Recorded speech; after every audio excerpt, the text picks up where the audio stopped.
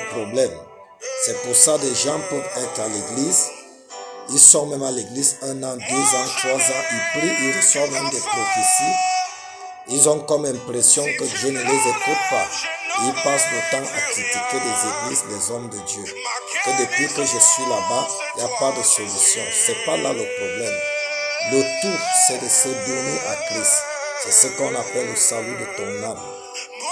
Le mot salut veut dire délivrance complète, la délivrance totale. Si tu es sûr que tu as reçu le salut de ton âme, ok.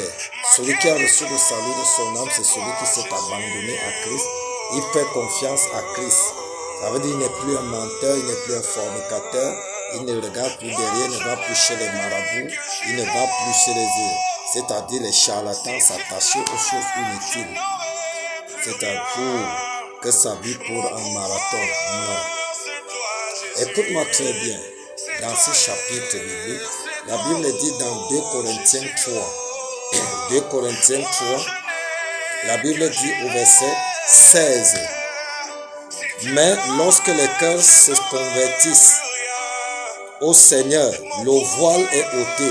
Mais lorsque les cœurs se convertissent au Seigneur, le voile est ôté. Le voile, c'est quoi? Le voile, c'est ce qui t'empêche à voir la vérité, à vivre dans la vérité. Tu veux toujours tripoter, faire des petits mensonges, des jongleries. Tu veux toujours vivre une vie de cacherie. Non. Ceux qui sont voilés ne voient pas la vérité directement, ne voient pas la réalité directement. Ils croient que par exemple, une jeune fille, qu'un homme loue la maison, et elle rencontre Jésus-Christ en chemin. Jésus lui dit, laisse cet homme, abandonne-le et suis-moi. Comme Jésus dit à l'apôtre Pierre, laisse cette pêche, laisse ce filet, viens et suis-moi, je ferai de toi un pécheur d'homme. Qui sera prompt à abandonner comme l'apôtre Pierre? C'est celui-là qui, son voile s'est déchiré. C'est-à-dire tu laisses et tu commences à suivre Jésus-Christ comme l'apôtre Pierre l'a suivi. Lui est suivi, s'il te plaît. Écoute-moi très bien. Et la jeune fille va te dire, non prophète, je ne peux pas laisser cet homme parce que c'est lui qui me paye la chambre. C'est lui qui me fait vivre. Est-ce que cet homme est Dieu? Est-ce que cette femme est Dieu? Jésus peut te donner plus que ça. Il a l'or dans sa main. Il a l'argent dans sa main. C'est ce qu'il dit dans Agé. Dans le livre d'Agé. L'or est à moi, l'argent est à moi. Donc Dieu peut faire plus que ce que toi tu penses. Voilà, une personne voilée. C'est-à-dire, il ne voit pas la réalité qui peut être en face de lui. Que Dieu te bénisse.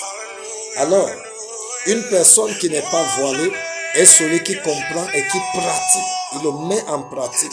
À l'immédiat, il se sépare. Voilà celui-là que le voile est déchiré. Celui qui a encore le voile, c'est celui qui refuse de comprendre. Le verset 17 dit, « Or, le Seigneur, c'est l'Esprit. Et là où est l'Esprit du Seigneur, là est la liberté. » C'est pour ça, je reviens à ceci, s'il te plaît.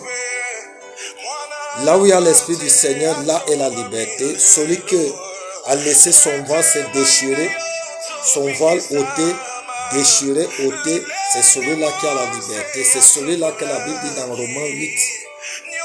Qu'il n'y a plus de condamnation pour ceux qui sont désormais en Christ. C'est ceux-là qui ont laissé abandonner le monde et ses forteresses. Je vais te parler ce matin. Tourne-toi vers Jésus-Christ. Tourne-toi vers Jésus-Christ. Tourne-toi vers Jésus-Christ. Il est le seul et la solution à tous tes problèmes. Ne jongle pas. Ne calcule pas. Ne calcule pas avec le Seigneur. Ce qui est le plus important pour toi, c'est le salut de ton âme. Et si tu cherches premièrement le royaume des cieux, seul et toute sa justice, l'argent va te suivre. Le mariage va te suivre. Le voyage va te suivre.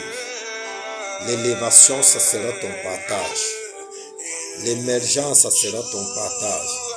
Tout ce que tu désires sera ton partage. C'est ce dont je voulais te bénir ce matin avec cette parole de Jésus. Sois béni, sois béni, sois béni. Au nom de Jésus-Christ. Amen.